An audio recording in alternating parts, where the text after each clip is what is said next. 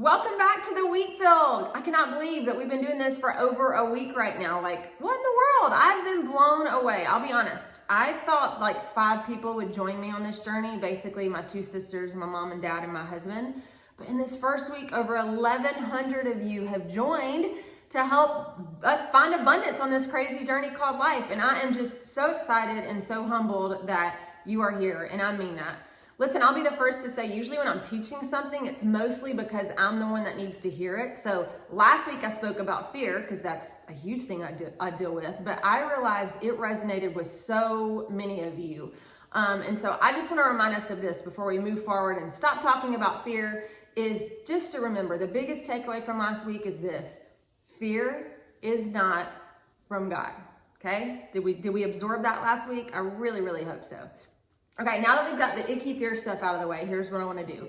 We're going to move on to the fun part about how do you grow wheat. How exciting does that sound? Are you laughing at, wondering why like this lady will sit up here and talk about wheat?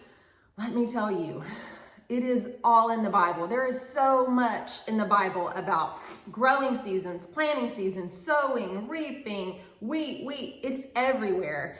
And so that's why for me, I'm so passionate about this.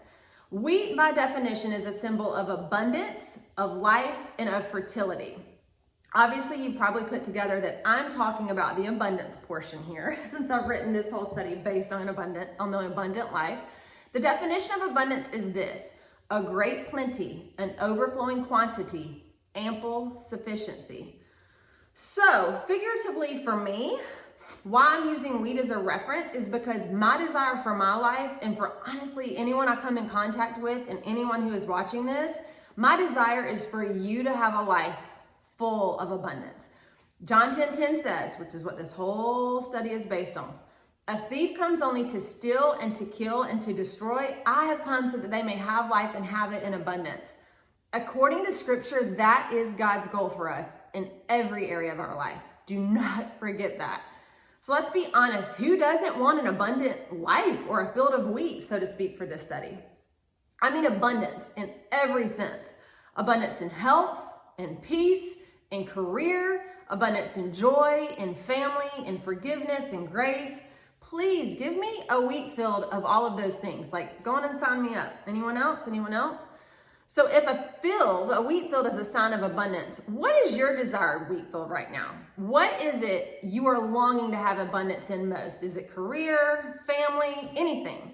Obviously, we can be wanting abundance in multiple fields at the same time, but for the sake of this study, I really want you to focus on the one thing that comes top of mind when you think about what you want abundance in right now. Let's take a second to see what it takes for a wheat field to become wheat. So much has to happen. A field of wheat does not just spring up overnight.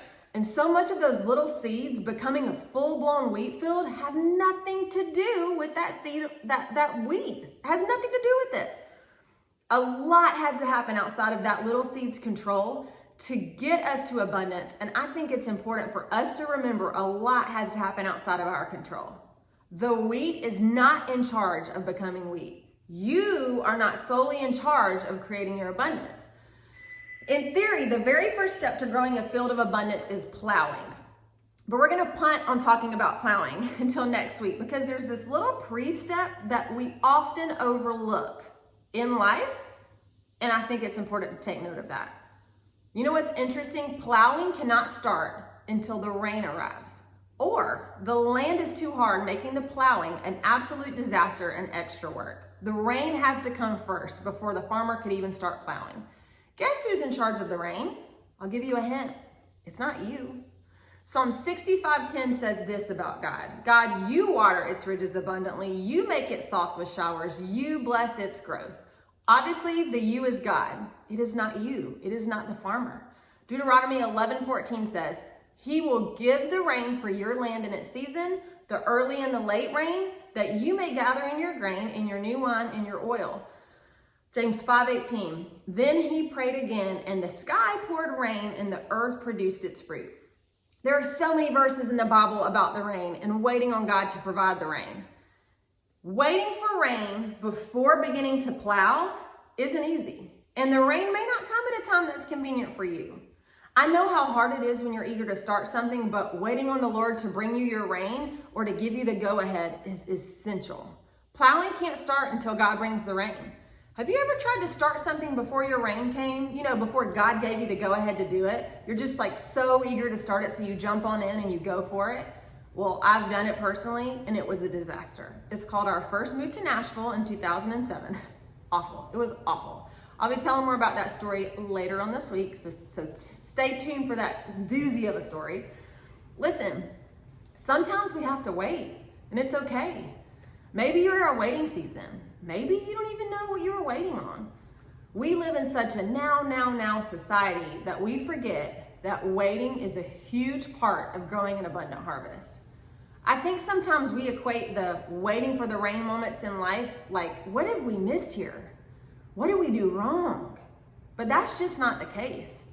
Waiting is a biblical part of life. It seems to me that overall our world is in one huge waiting season right now, right? Like what's gonna happen with this pandemic? And there's an election coming out, we're waiting. Is school gonna start? Is it gonna stay in session? What is next? We are in a waiting season. Waiting on the rain is an essential part of plowing. And plowing, the actual first step of growing a field of abundance, which we will discuss next week, plowing is the only way to ensure a harvest of substance will actually come. If you are in a waiting season, I need you to hear this, okay? It's okay. God has not forgotten you. Waiting is an essential part of his plan and path to living the abundant life. Okay, if I haven't scared you off yet with all my wheat growing talk, I'll see you next Wednesday. Have an awesome week. Oh yeah, there was one more thing. I cannot remember. Oh yeah, don't miss the wheat.